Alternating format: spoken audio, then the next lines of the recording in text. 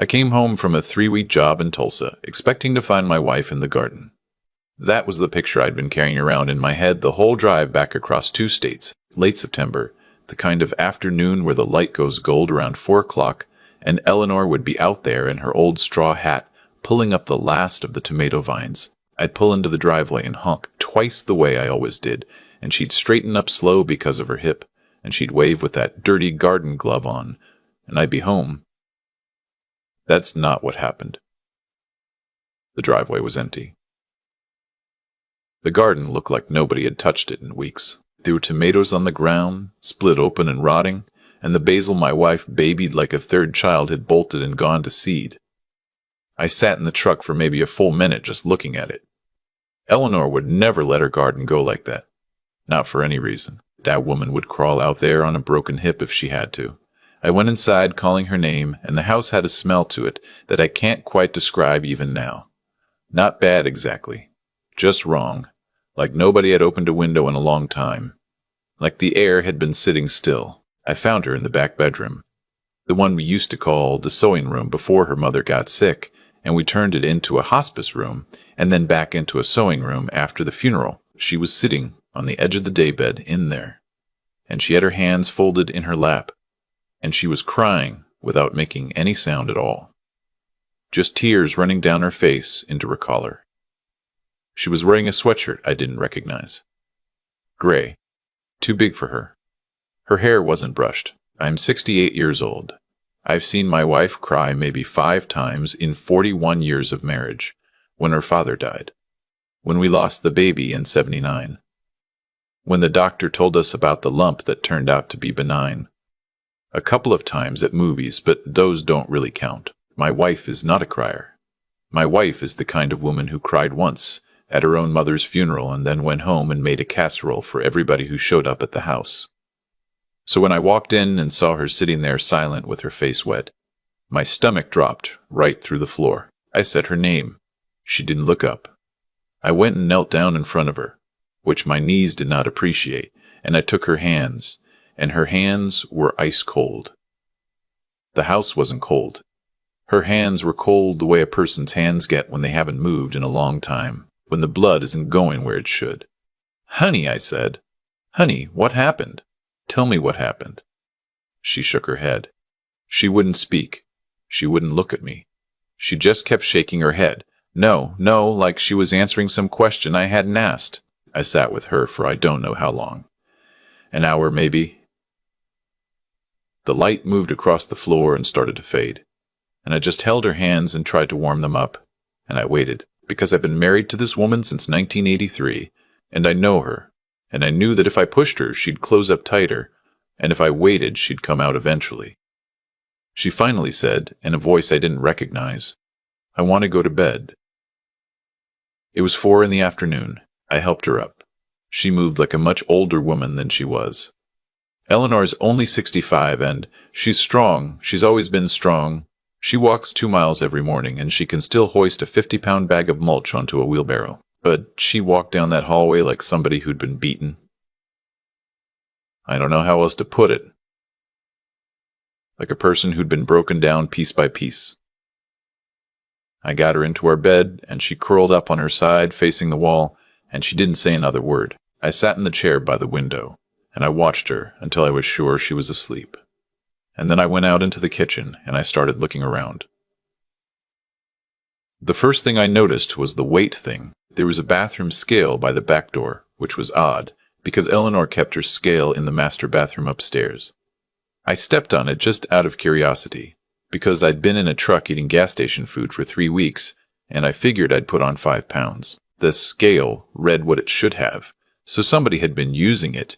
I picked it up and saw there was a notepad underneath it. Eleanor's handwriting. A list of dates and numbers going back about 2.5 weeks.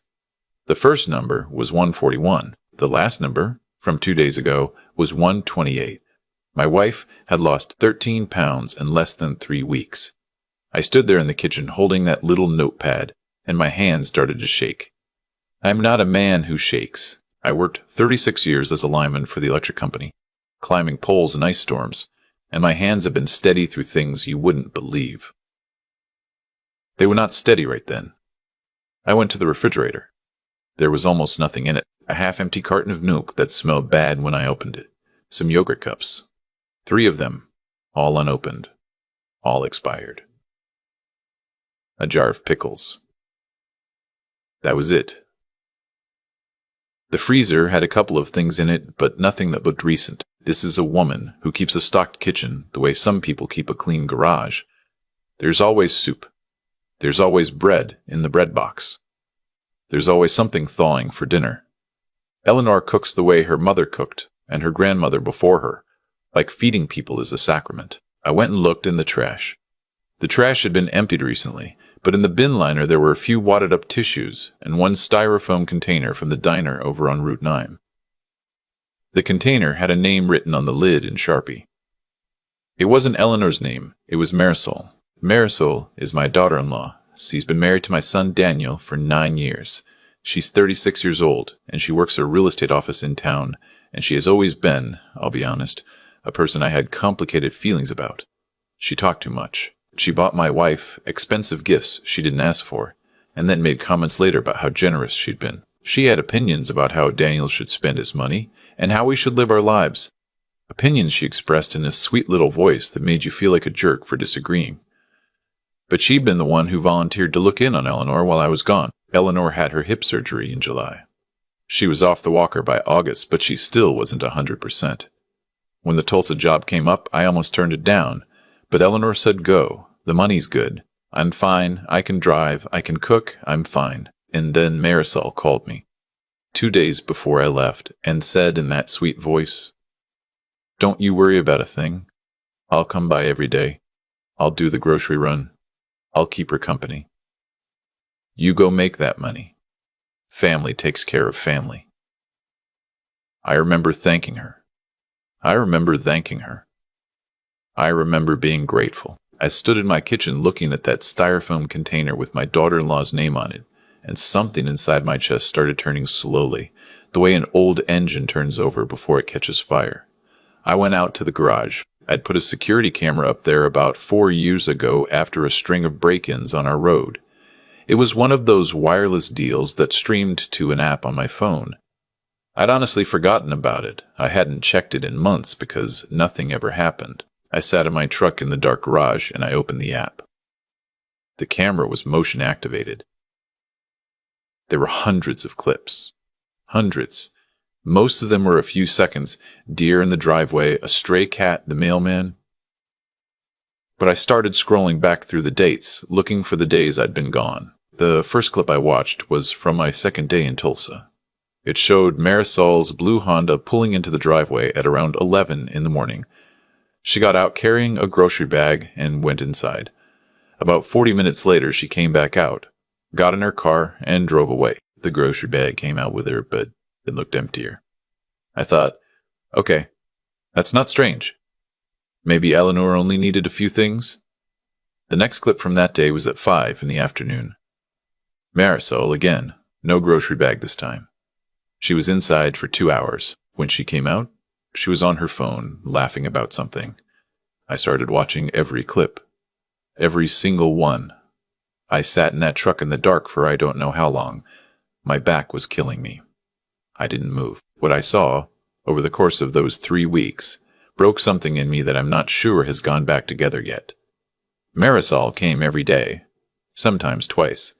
She'd bring a small grocery bag in and a different, smaller bag out. She always parked her car so it blocked the view through the front window from the road. She started showing up at strange hours, 10 at night, 6 in the morning. The clips didn't show me what was happening inside the house. But they showed me a pattern. They showed me a person who was there constantly, who was managing access, who was making sure nobody else could just drop by. There was one clip that stopped me cold. It was from about a week into my trip. Our neighbor from across the street, a retired schoolteacher named Mrs. Biss, Hennings, walked up our front path with a covered dish. She rang the bell. Marisol came to the door. They talked for maybe 2 minutes. Marisol's body language was all wrong, blocking the doorway, smiling in that tight way people smile when they're trying to get rid of you. Mrs. Knight, Hennings handed over the dish and walked away looking confused. The next morning at 6 a.m., the camera caught Marisol carrying a covered dish out to her car. The same covered dish I'd bet money. Mrs. Hennings's casserole. She'd taken it home with her. I watched my own driveway for 3 weeks of footage. I watched my daughter-in-law isolate my wife from every other human being on the planet. I went back into the house. Eleanor was still asleep. I stood at the foot of the bed, and I looked at my wife of 41 years. This woman who had given me a son and built me a life. And I made myself a promise. I was going to find out exactly what had happened in this house. And then I was going to do something about it. I didn't sleep that night. I sat in the kitchen with a pot of coffee, and I started going for the mail. There was a stack of it Eleanor had put in the wooden bowl by the door, the way she always did. Bills and ads in the church newsletter. But underneath those, there were a few things that didn't make sense. There was a letter from the bank, addressed to both of us, confirming the addition of an authorized signer on our checking account, dated 2 weeks ago. The authorized signer was Marisol. I sat there reading that letter 4 or 5 times. I don't bank online. I'm an old man. I write checks. I keep a paper register. I'd balance it once a month. I had not added anyone to my checking account. Eleanor had not, in any conversation we'd ever had, mentioned adding anyone to our checking account, and Marisol's name didn't belong on any piece of paper related to our money under any circumstance. I kept going through the mail. There was an unopened envelope from our financial advisor, the man who handled our retirement accounts. I tore it open.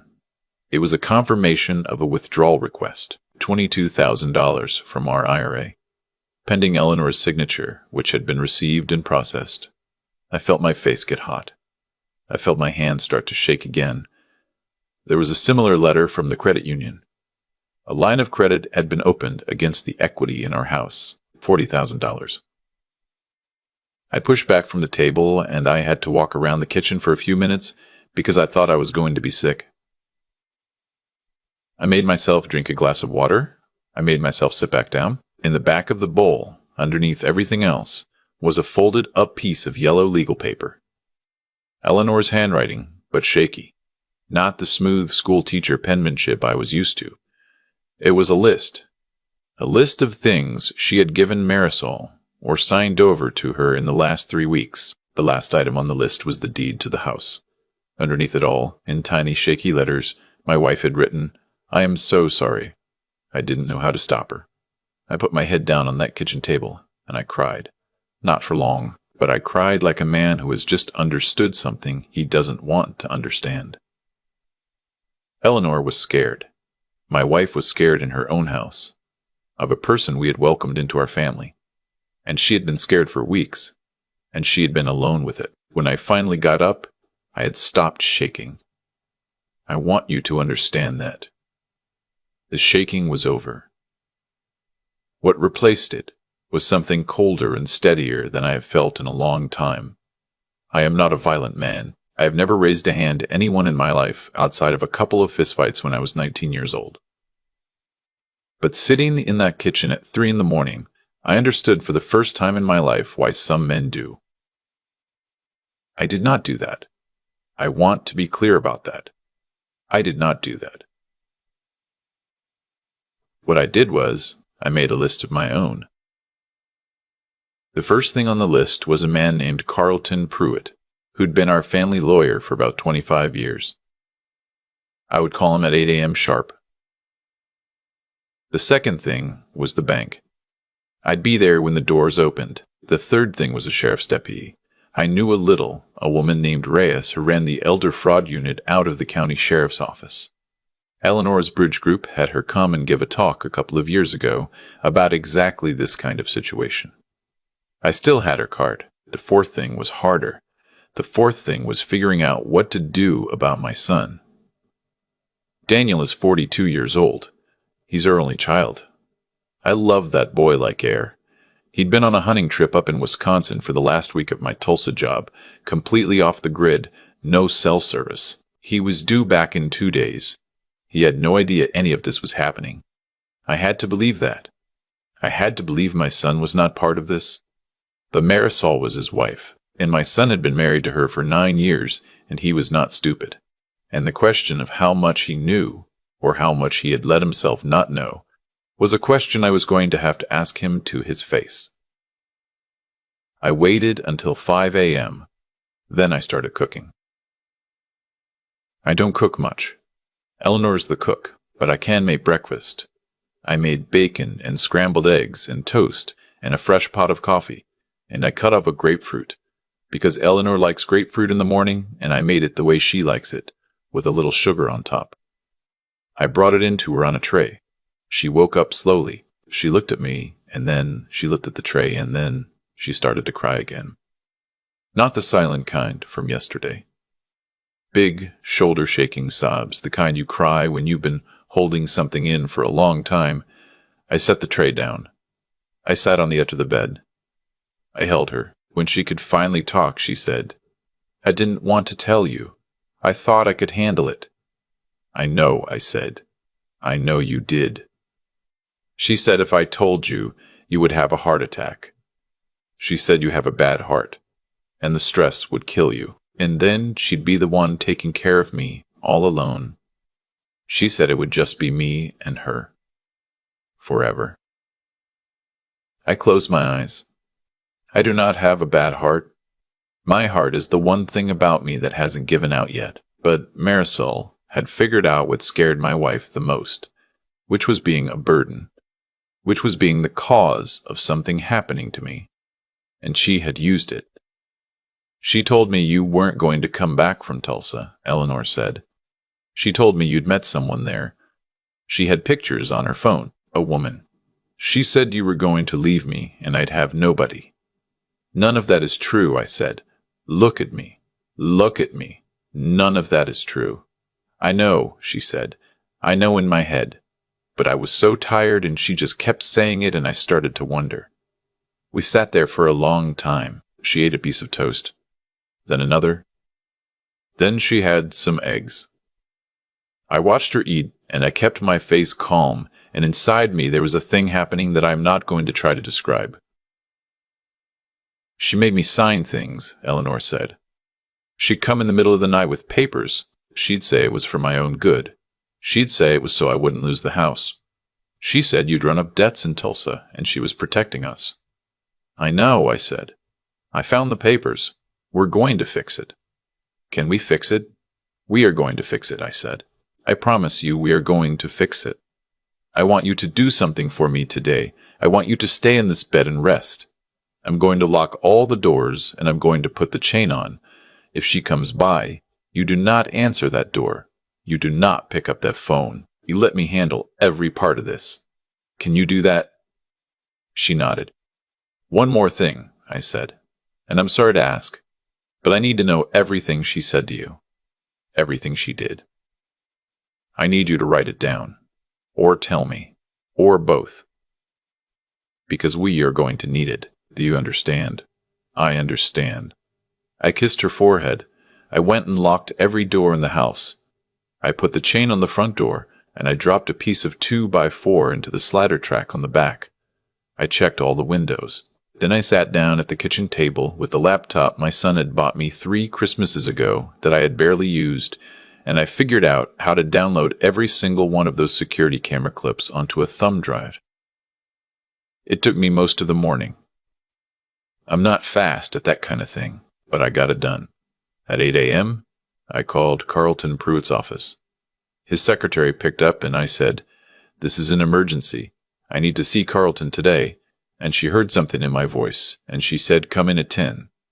I called Deputy Reyes. I left a message. I drove to the bank. The branch manager was a woman named Tatum I'd known for 15 years. I sat down across from her desk and I laid out the letter about the authorized signer, and I said, "I did not authorize this. My wife was coerced into authorizing this. I am freezing this account today, and I am opening a new one, and I want every transaction that has occurred on this account in the last 30 days printed out and put in front of me." Tatum looked at me for a long minute. Then she said, "Sir, I want to ask you something, and I want you to know I'm asking because I have to ask, not because I doubt you. Has someone been taking advantage of your wife? Yes. Family member? Yes. She nodded once. Sit tight, she said. She came back 20 minutes later with a folder thick as a phone book. I sat in that bank for 2 hours going through every transaction. There were withdrawals from ATMs I'd never used. There were checks made out to cash. There were transfers to an account that turned out to be Marisol's personal account. There was a withdrawal of $9,000 in one day, just under the federal reporting threshold, which told me everything I needed to know about whether this was something Marisol had done before. By the time I left the bank, I had the account frozen. A new account opened in my name only, a written record of every transaction, and Tatum's word that she would call the bank's fraud department herself. I went to Carlton's office. I told him everything. I gave him the thumb drive of camera footage and the legal pad list and the bank records. He listened the way he always listens, with his chin resting on his hand and his eyes closed.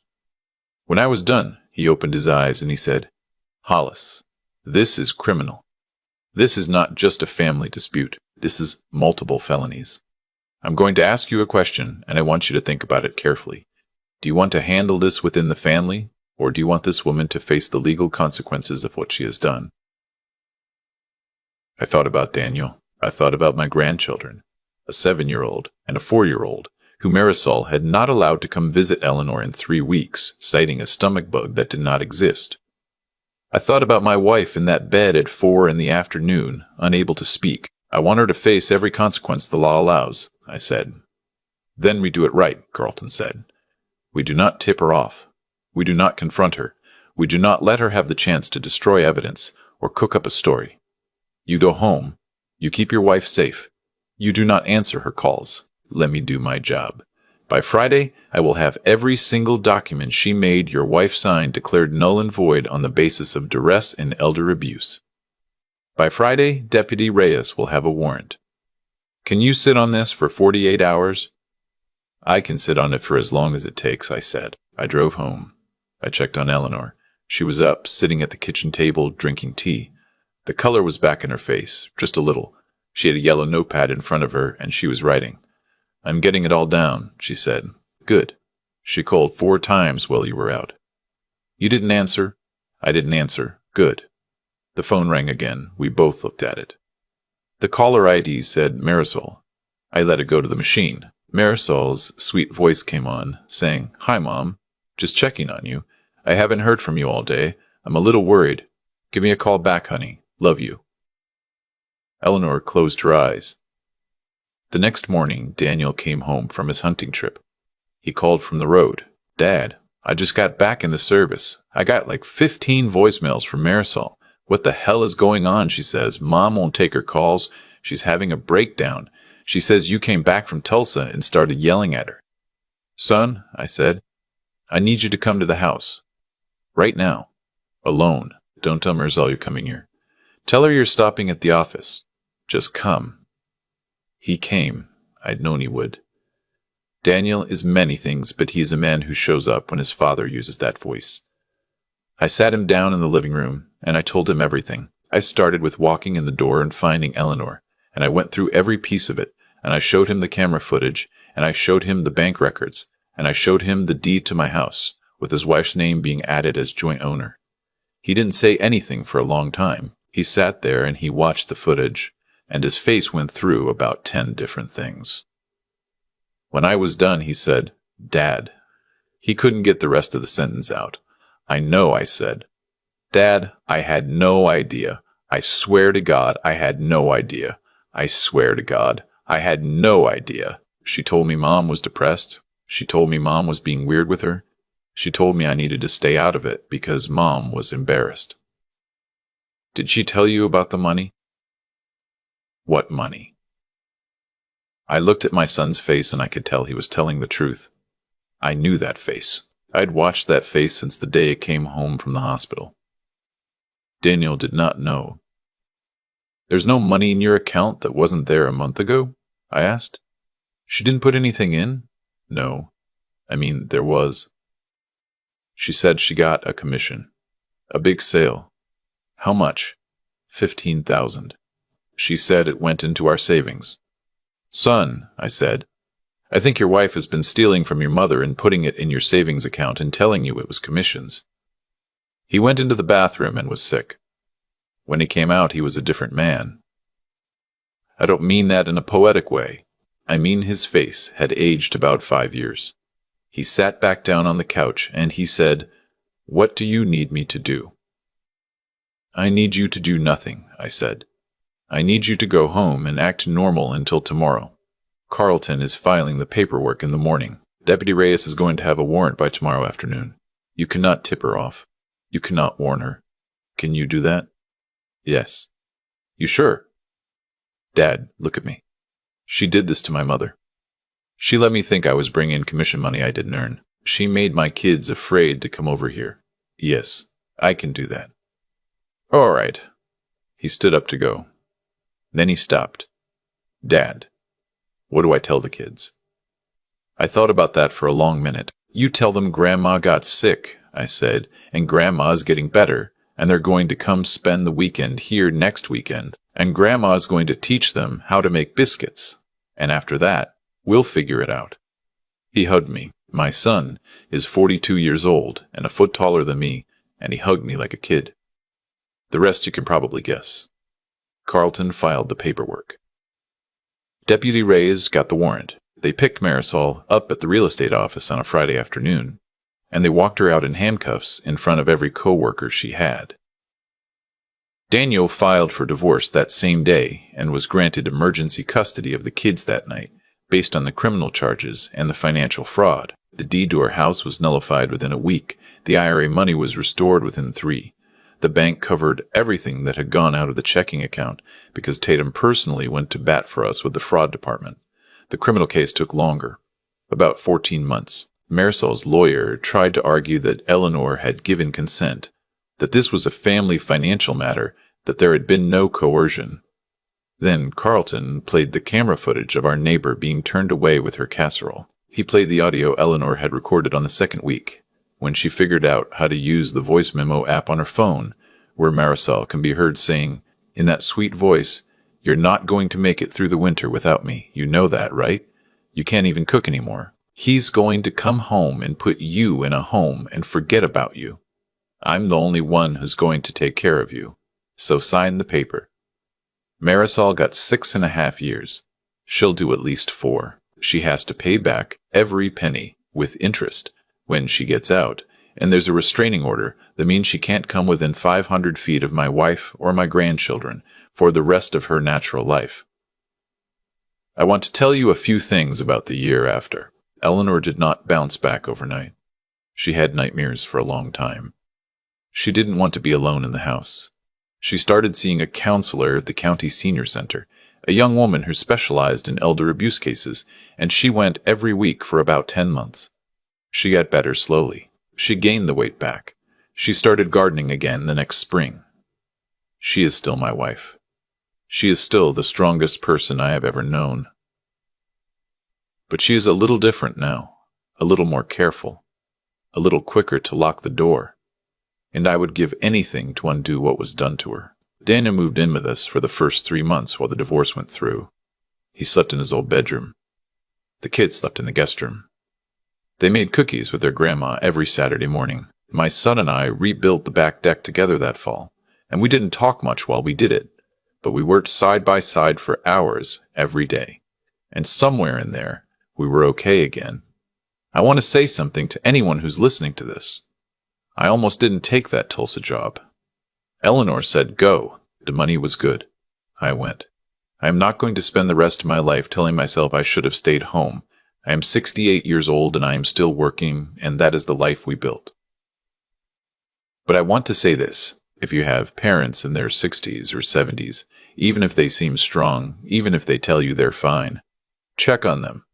Not through the person who volunteered to look in on them. Directly. Drop by unannounced. Call them on the phone, the landline, not the cell. Notice if they've lost weight. Notice if their handwriting has changed. Notice if their garden is going to seed. If you are someone in your 60s or 70s and someone in your life is starting to manage your access to other people, if they're answering your phone for you, if they're turning away your friends at the door, if they're telling you things about your spouse or your children that don't sound right. Trust your gut. Find a way to make a phone call. Find a way to leave a note. Find a way. The person you love who is far away wants more than anything in the world to know. And get a camera. I know it sounds like a small thing, but a $40 camera in the eaves of a garage gave me 3 weeks of evidence that put a criminal in prison. Get one. Put it where you can see your driveway. You don't have to check it every day.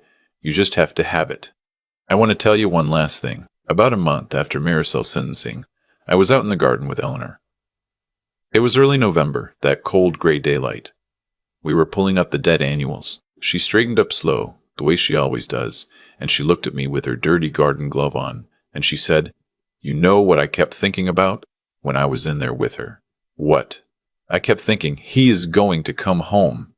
I kept thinking, I just have to hold on. He is going to come home, and he is going to know." I had to put my trowel down for a minute. "I came home," I said. "You did. I always will. I know." She went back to weeding. I went back to weeding. The light was gold, and the tomatoes that had survived the frost were red on the vine, and my wife was beside me, and we were home. I think about that drive home from Tulsa more than I should. 300 miles of country music and gas station coffee, and the whole time I was picturing my wife in the garden.